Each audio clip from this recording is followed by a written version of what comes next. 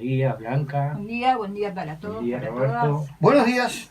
Y buen día a nuestro invitado, Sergio Mautones, el invitado de hoy. El invitado que tenemos hoy, que es Sergio Mautones, director de Cultura del Ministerio de Educación y Cultura. Y por esta consigna, un frente de movimiento permanente, cambio, y demostrar con estas columnas que todo lo que se ha hecho, ¿verdad? Para que esto que siempre se recrimina de que el frente no tiene agenda, que está desgastado, bueno, esa sí que es la cultura del ninguneo. Por eso que esté Sergio con nosotros acá, nos da ese espacio para hablar de lo que es la cultura para el pueblo. Así que... Sí, y notaste que Nicolás, con una gran calidad, ya le pasó la pelota a Sergio Mautones y todo el micrófono y el espacio es tuyo, Sergio. Venís bien recomendados. Nicolás es un amigo. Realmente aprovechamos también para agradecerle a Nicolás sus palabras y destacar el excelente trabajo que está llevando adelante, sobre todo como responsable directo, porque doy fe, es una hormiga trabajando día a día por recuperar la memoria de nuestro país, una tarea fundamental que él ha tomado con mucha responsabilidad, sin descanso, porque es realmente un militante de la causa, sombrero para Nicolás. Así que me siento también muy honrado que sea él, nada menos que él, el que me haya antecedido, con quien tenemos además un muy buen vínculo. Él es el responsable, como bien señalabas al principio, de las relaciones internacionales de nuestro ministerio, y le cabe la responsabilidad de abrirnos frontera, ¿no? Además, ustedes saben que el Ministerio de Educación y Cultura es una especie de monstruo de varias cabezas, porque entiende con la educación, en un país donde además la educación es autónoma y tiene su propia lógica y su propia institucionalidad, entiende con la cultura, entiende con la ciencia, entiende con la tecnología, entiende con asuntos registrales, constitucionales, con todo lo que hace muchas veces a diferendos públicos de suma envergadura, como ahora está sucediendo con la AUF. Por lo tanto, es un multiministerio, y cuando uno asume responsabilidades a nivel internacional, tiene que asumirlas en todas esas carteras. Así que titánica tarea la que está haciendo Nicolás.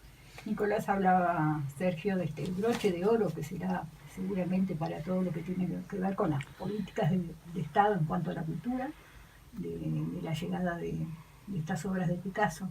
Pero esto empezó hace muchos años. Esto empezó hace muchos años. A mí me importa, cuando hablamos de cultura, me importa destacar y rescatar de la memoria, ya que estábamos hablando de la memoria, la foto del Uruguay de hace 15 años atrás. Sí. Pensemos en Uruguay 15 años atrás. Por supuesto no había Ante la Arena, que es muy reciente, todos lo sabemos, pero tampoco había Sodre. Y por ende ni el ballet, ni la orquesta, ni el coro de niños, ni la juvenil estaban en el momento de esplendor que hoy están. Algunos de estos elencos siquiera existían. Teníamos el Solís nuevito.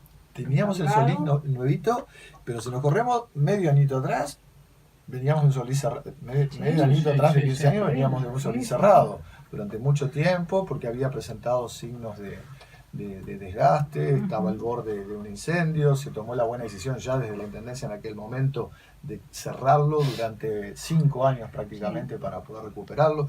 Pero pensar que Montevideo no tenía ningún espacio cultural, ninguna infraestructura cultural de envergadura. No la tenía. La Sala Citarrosa también, ¿no? La Sala Citarrosa, que es parte de ese periodo. El periodo de la Intendencia. Y estamos hablando de Montevideo. Si nos corremos unos kilómetros para adentro del país, realmente el panorama a nivel de todo el país era bastante pobre. Hablábamos hoy más temprano de los museos, con museos en un estado muchas veces hasta presentando peligros de derrumbio, de pérdida de acervo, producto de las malas condiciones en que muchos de esos edificios estaban, sin personal, trabajando a veces por debajo de las necesidades, ¿no? de cumplir la accesibilidad, no tenían horarios. Bueno, todo ese panorama tan gris con el que prácticamente nos encontrábamos hace 15 años atrás, ha cambiado de manera radical. Se habla no tanto de cultura, a pesar de que está presente en el día a día, en todas nuestras acciones y en todas nuestras cosas, pero a veces nos cuesta todavía objetivarla al grado de reconocerla como uno de los grandes nortes dentro de lo que es la agenda política del país, porque creo que la cultura es un factor hoy ineludible cuando uno piensa en términos de desarrollo. Cuando uno piensa en términos de desarrollo, aparece ya cada vez con más fuerza la cultura como un elemento que habilita la transversalización del desarrollo económico, del desarrollo social y del desarrollo medioambiental, que son los tres nichos sobre los cuales hay una mayor conciencia organizada, por decir de alguna manera. Del desarrollo humano en ese sentido, de lo emocional, lo afectivo. Yo me acabo de anotar acá eso mismo, mirá qué increíble. La cultura como parte del desarrollo y el progreso.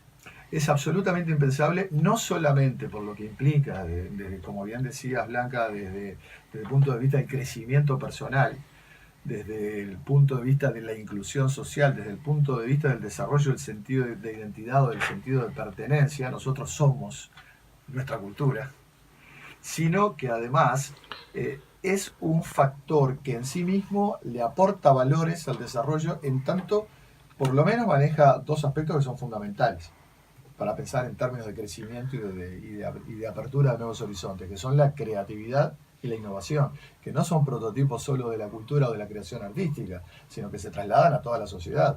Vas a vender mejor carne en la medida que desarrolles conceptos de innovación y de desarrollo en un sentido amplio, ¿verdad? Y esos son elementos que aporta, sin lugar a dudas, la cultura y la cultura artística en particular. Y además y cada vez más está demostrado, es una oferta de trabajo en la medida que la cultura también desarrolla de manera directa, la cultura de trabajo una pancarta, una intendencia, recuerdo bien. Tal cual. No solo genera puestos de trabajo directo, sino que indirectamente, mueve la economía, derrama la economía y además crea plataformas para el turismo, que es una de nuestras principales riquezas hoy, que va a tener todavía muchas posibilidades de desarrollarse y de crecer. De forma que cada vez más hay conciencia de que la cultura es un factor del que no podemos prescindir.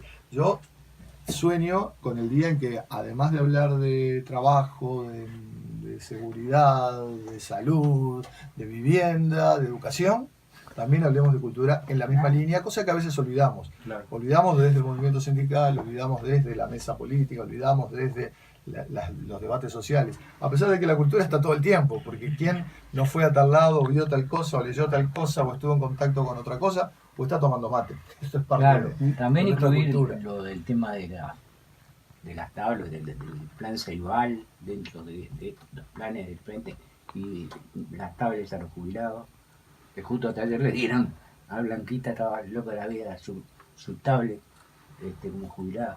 Digo, eso también es parte de la cultura y digamos, primeros en avanzada, ¿no? Porque hay muchas declaraciones que hemos leído que no pueden creer que cada niño, cada coral tenga su propia computadora. Eso ha posibilitado un avance impresionante. Y hoy, Nicolás decía, la cultura, debemos garantizar las condiciones para que la cultura sea un derecho ampliamente ejercido. Y me importa rescatar eso porque efectivamente la cultura es un derecho humano fundamental, así lo entendemos, así lo queremos consagrar, y por ende hay que generar las herramientas para que podamos acceder al disfrute de los bienes y servicios culturales. Y la tecnología hoy es una de las herramientas privilegiadas, al punto tal que nuestra intención de generar una cartilla de derechos en relación a la cultura, reconocemos como un derecho humano fundamental el acceso a Internet y a todas las posibilidades que genera ese acceso. En la medida que nosotros podamos realmente aprobar este artículo y este concepto, yo creo que seríamos el primer país en el mundo en reconocer Internet como derecho humano, porque si bien es algo que está planteado a nivel internacional, no tiene todavía traducción en legislación internacional alguna, y por otro lado, nosotros estaríamos consagrando por escrito un derecho que en la práctica ya está en pleno ejercicio, porque la universalización de acceso a Internet a través de los distintos formatos, en el caso, ¿no?, de los chicos con Ceibal o el Plan Ibirapitá, por ejemplo, ya nos ha colocado en una posibilidad que realmente ya está dando sus frutos, pero que los va a seguir dando de manera contundente a futuro. O sea que ahí estamos inmersos en en un cambio, somos parte de ese cambio, y es tan rápido, es tan rápido, que a veces lo naturalizamos y ya nos parece Sí, sí. normal, Claro. cosas que no lo eran, por eso hace referencia a nuestra situación hace 15, o hace 10, o hace 5. Hace 15 años en este país no había un solo programa de fomento.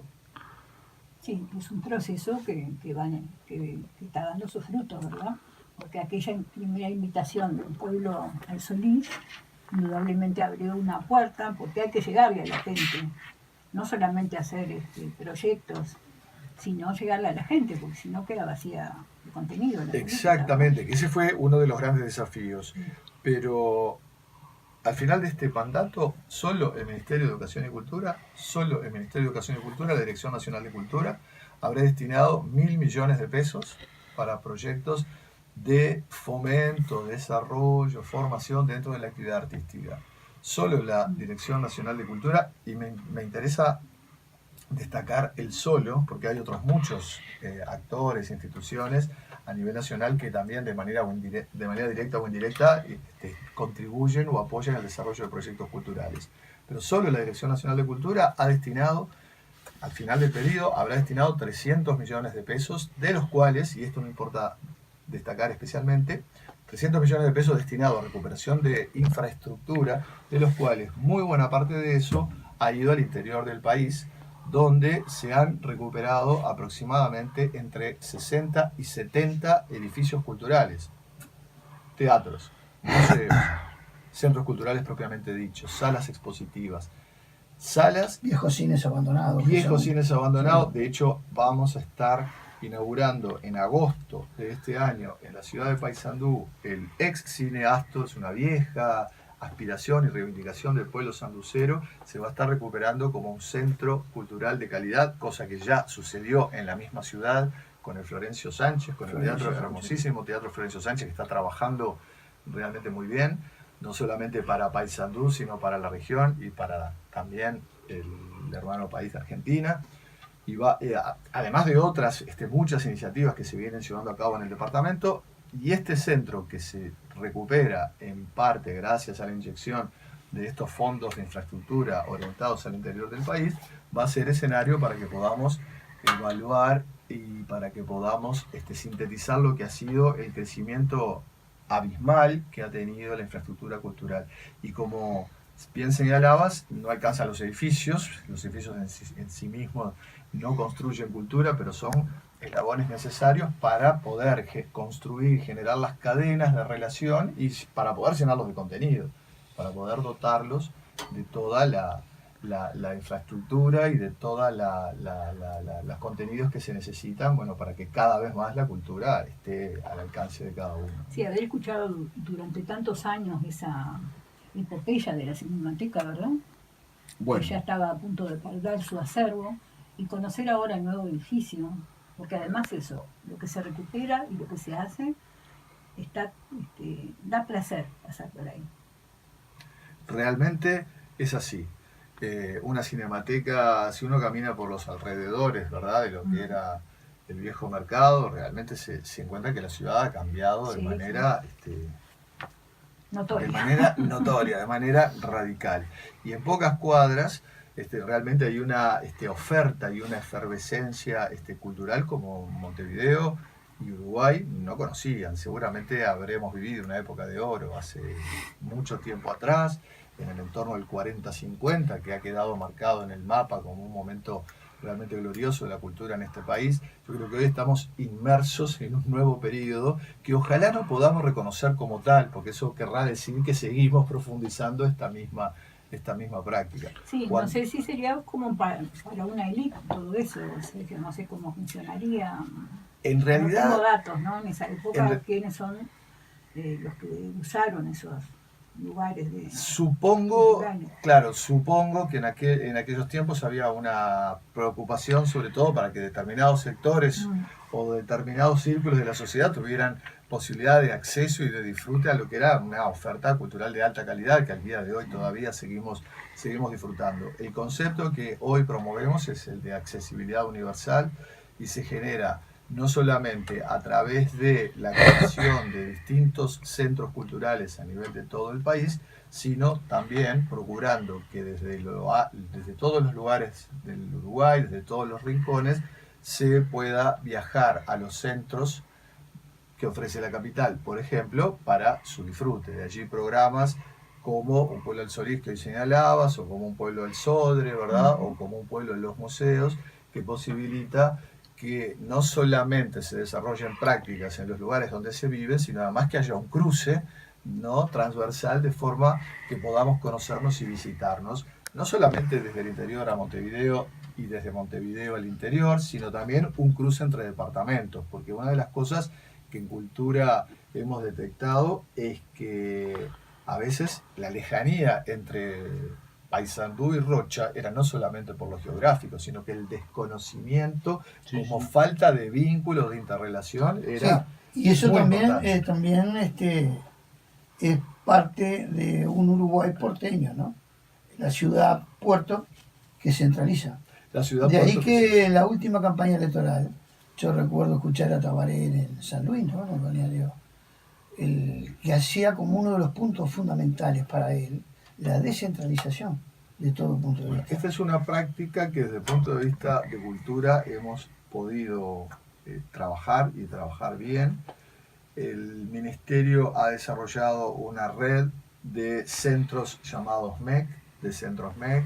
Son 129 que están distribuidos a nivel de todo el país y que se han convertido en puntos de referencia territoriales para un ministerio que, siendo de Educación y Cultura, no tenía más que una sede montevideana hace 15 años.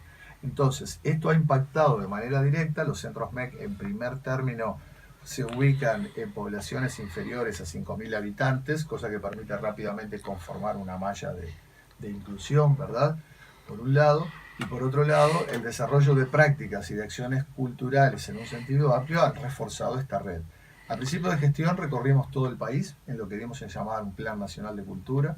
Realizamos una asamblea en cada departamento organizada previamente con actores culturales destacados, y cuando hablo de actores culturales no me refiero solamente a gente vinculada a la cultura artística, porque participaron de nuestros encuentros distintas asociaciones o comunidades, desde la policía, por ejemplo, hasta a veces comerciantes, ¿verdad?, que mostraban preocupación por mejorar las condiciones culturales de su lugar. Tuvimos la oportunidad de charlar con alrededor de 2.000 actores culturales a nivel de todo el país. Fueron 34 las asambleas, una por cada departamento, salvo Canelones, donde por razones territoriales y poblacionales realizamos 3, y 17 asambleas en Montevideo. Y eso nos dio un mapa bastante ajustado de la realidad uruguaya del momento. La demanda número uno, y en todos los casos, era y sigue siendo en parte, a pesar de que ha sido atendida, es la accesibilidad al disfrute, la accesibilidad al bien. Son muchos los uruguayos que todavía, en aquel momento más, hoy menos, pero sigue habiéndolos, que entienden que todos estos fenómenos que están al alcance de todos hoy no son para ellos. Y hay que trabajar mucho en las barreras culturales para que nos sintamos parte de una comunidad y para que podamos, bueno, asumir o aceptar que el Solís es tan mío como de la persona que se para todas las noches en el escenario. Eso implica un cambio estructural en la manera de percibir la realidad, en la manera de relacionarnos con el otro y en la manera de apropiarse del país en el que vivimos. Y creo que es muy importante porque va generando también un ensanchamiento de la comprensión del mundo y del universo, y que yo, como agente y como sujeto de derecho que soy, tengo absoluto derecho de poder compartir con el otro en igualdad de condiciones, bueno, lo que este país ha acuñado con tanto esfuerzo, trabajo y años de acumulación. Claro. Yo sugiero, Roberto, pedirle a Sergio que nos cuente el proceso de Picasso. Vamos a verlo. Le damos la bienvenida a Pablo Picasso. Vos que tuviste ya la El oportunidad proceso de cómo llegamos a esta no muestra. solamente de trabajar para recibir esta muestra. Y fue un proceso increíble, porque esto arranca hace 2 años atrás. El Museo Picasso de París, básicamente las obras de Picasso se encuentran distribuidas en realidad son más de 50.000, ¿no? La producción Una artística de Picasso. Hay dos museos importantes en el mundo, uno es el Picasso París, tal vez el más importante, el otro es el Picasso Barcelona, y después hay obras de Picasso dispersas por los mejores museos del mundo. El director del museo Picasso París, que se llama Laurent Le Bon, desarrolla un programa, Picasso Mundo. Él se propone itinerar al artista, itinerar a Picasso, sobre todo con destino a 8 ciudades en particular. Son ciudades en las que él piensa como consecuencia de algún vínculo real o intencional, ¿no?, que hubiera existido entre Picasso y ese destino al que en principio nunca había llegado.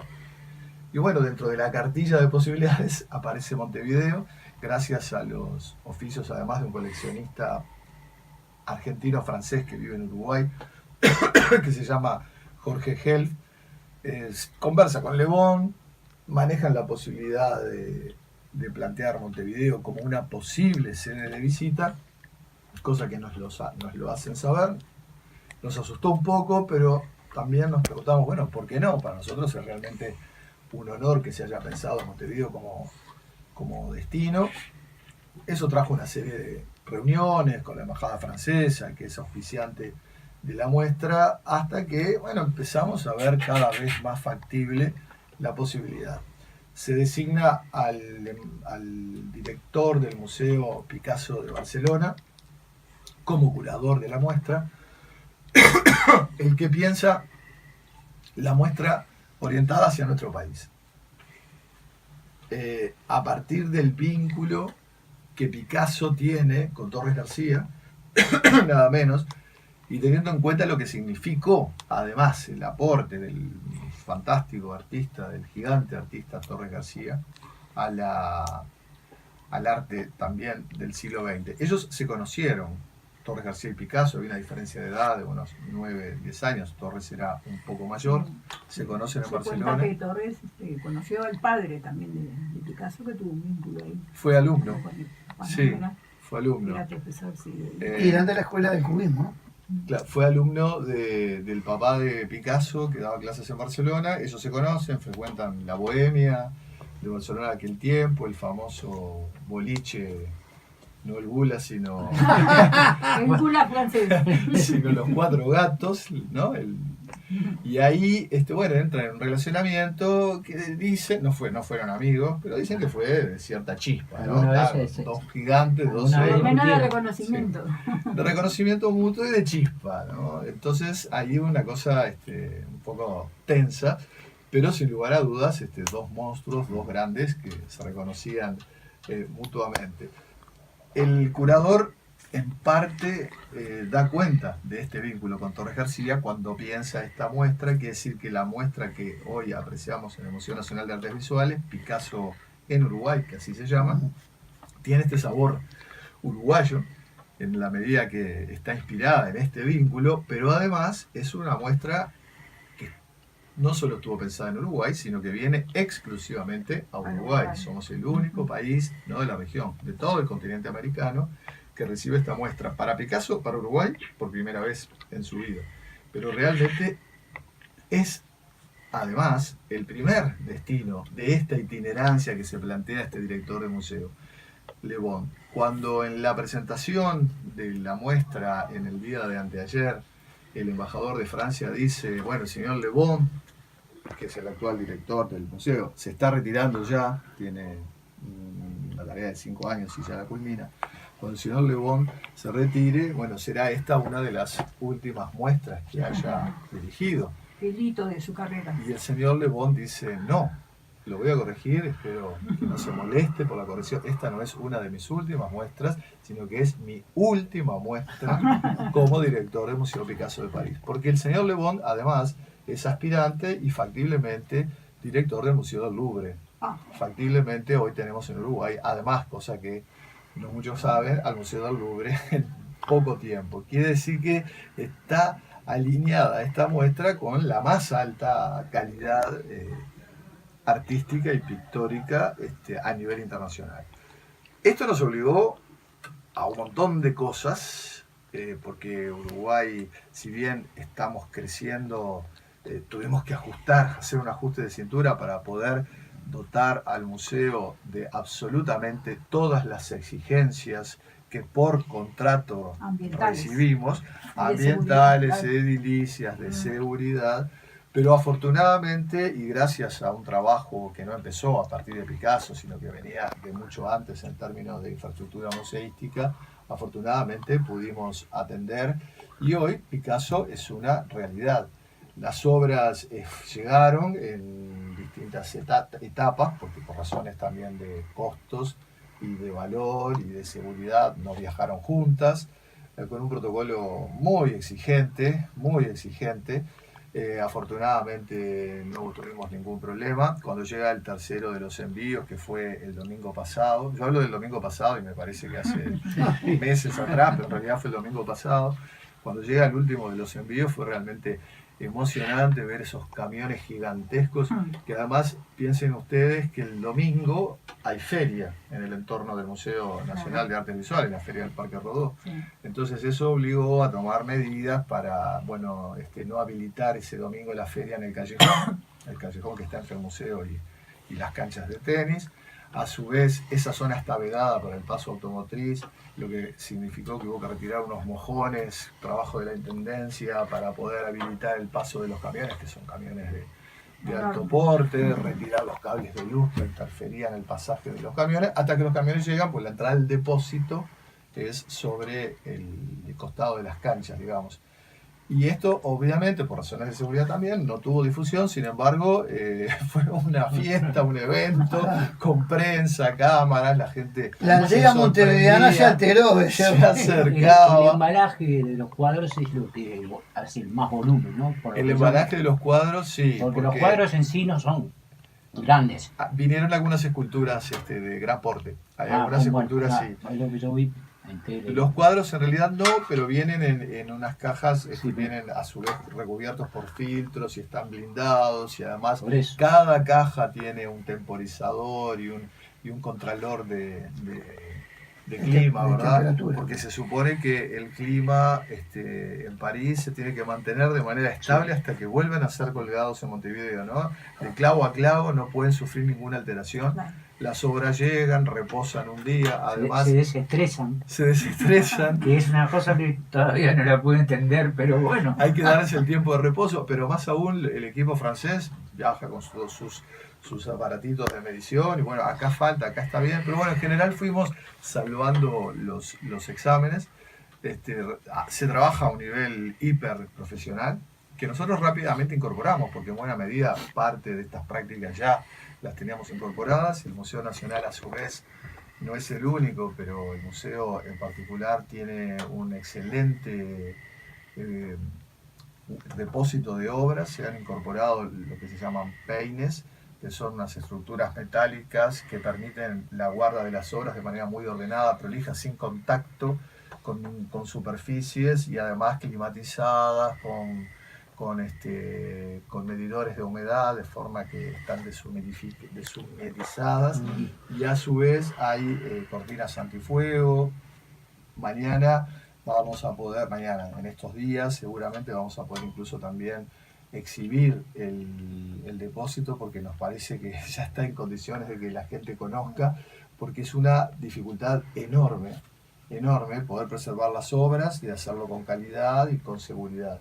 Que ese es otro de los puntos que hoy no se ve, pero hace unos cuantos años atrás los depósitos eran depósitos en el peor sentido del término, eran simplemente lugares donde se acumulaban las cosas, especies de galpones, y evidentemente la preservación con calidad requiere también no solamente técnica, no solamente dedicación, sino infraestructura, y esa es una infraestructura muy costosa, ¿no? Sergio, se espera unas 500.000 personas, escuché que van a visitar la muestra. Y pensando en nuestra población, nos acercamos a un 15%, ¿no? Sí. Y yo pensaba, si en Brasil sucediera que el 15% de la población pasara por el museo, imposible. Es una cosa realmente nunca vista. Yo prefiero decir, yo he escuchado esas previsiones, Yo prefiero decir, nosotros hemos tenido afortunadamente una creciente concurrencia al Museo Nacional de Artes Visuales. Sí. Es Son- un lugar hermoso. Es un lugar ¿no? hermoso que además se ha mejorado mucho en servicios y mucho en calidad. Nosotros tenemos más de 120.000 visitantes anuales y ya en este periodo muestras muy exitosas que convocan en el entorno de 50.000 personas. Mm. Yo prefiero decir que la muestra de Picasso va a superar muy largamente cualquiera Ese de las número. muestras, sí, cualquiera de las muestras que hemos tenido hasta el momento. Ojalá nos acerquemos a ese número y es factible que lo hagamos, pero yo creo que ya el hecho de tener a Picasso y que pueda ser visitado por algunos cientos de miles, aunque no sea medio millón el número, y ojalá lo sea, yo creo que en sí mismo da cuenta Claro. bueno, de un hecho de extrema calidad. Porque Tenemos dos lujos, ¿no? Picasso y Torre García. Picasso, Torres García y Figari. Y Figari, sí. Porque estuvimos con Pedro Figari en el Museo de San Pablo hasta el mes de febrero, entre diciembre y Sí. febrero, una muestra formidable que ahora se ve en el Museo Nacional de Artes Visuales, en una preocupación también por generar una ida y vuelta. Nosotros recibimos a Picasso, pero también nuestros artistas se conocen en la región.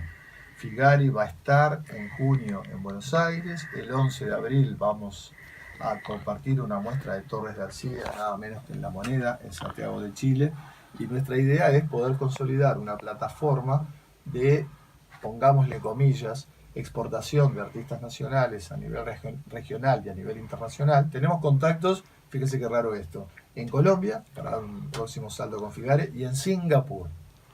En Singapur, eso también da cuenta de un mundo que se ensancha.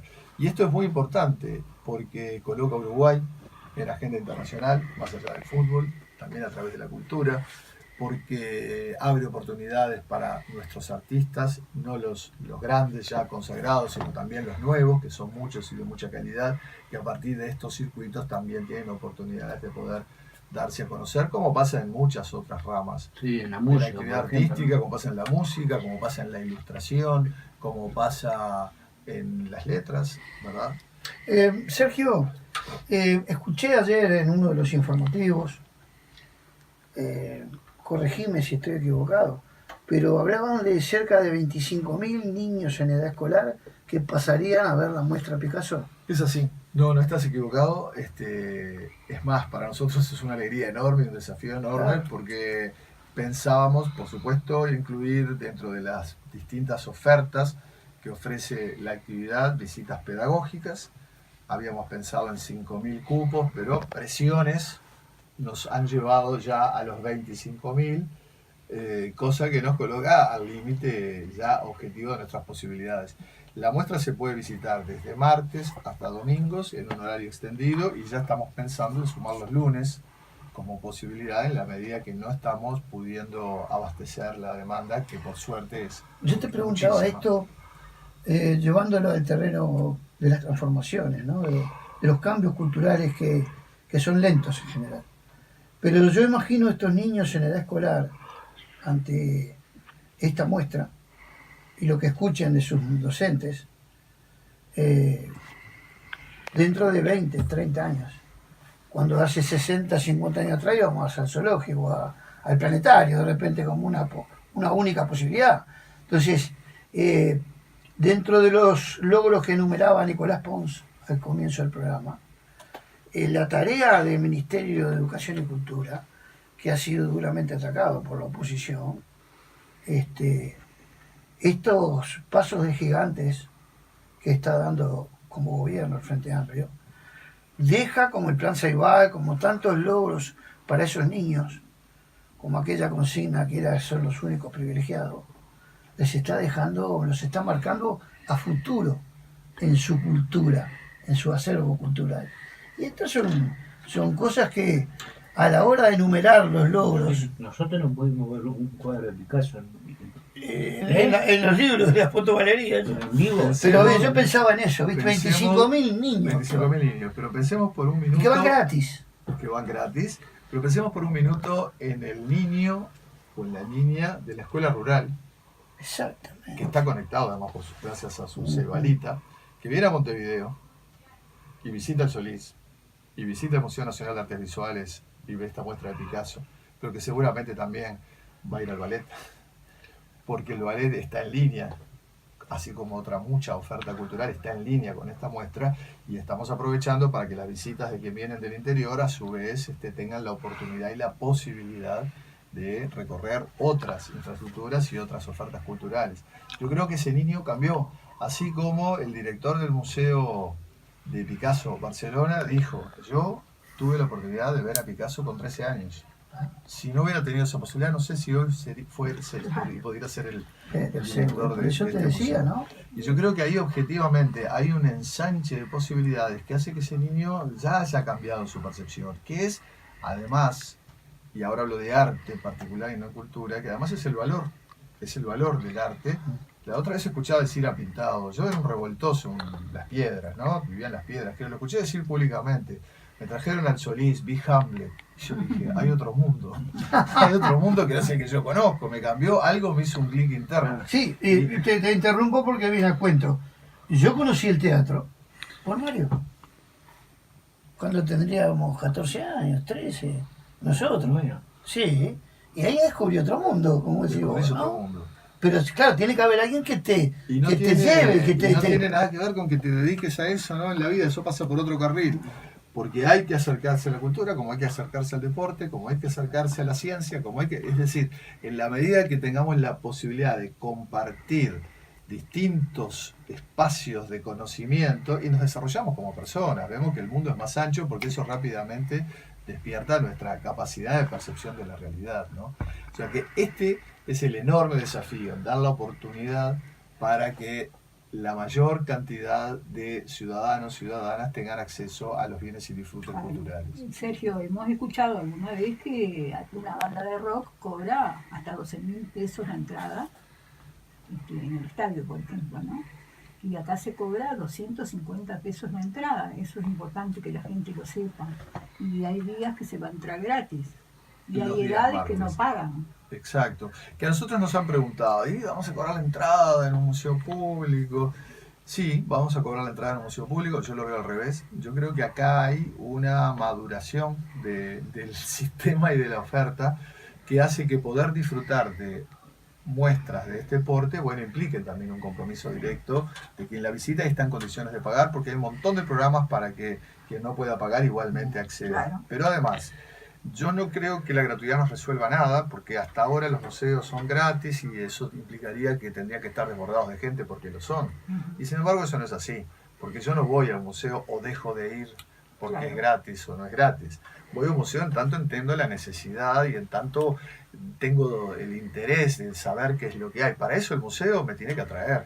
Para eso el museo tiene que tener un horario accesible. Para eso el museo tiene que tener una oferta que me resulte inclusiva. Bueno, afortunadamente eso en el país está pasando. Hoy los museos tienen cada vez más mejores ofertas. Ha habido mucha inversión en recuperación de los espacios, de los edificios, de convertir los museos en verdaderos lugares de paseo, con incluso algo que parece menor, pero que termina siendo fundamental, una cafetería donde Sí. pueda ir a tomarme un cafecito, como pasa en el parque, que los invito a ir al Sí. Museo Nacional a cualquier hora y van a ver En el los Solís, chiquilines, tienen una en el cafetería Solís, también. van a ir los chiquilines apoderándose de ese lugar y de ese espacio. Y bueno, y el hecho de cobrar una entrada nos posibilita pensar en otras acciones, en otras políticas de inclusión de sectores que de repente no irían, a pesar de que la entrada no tiene costo.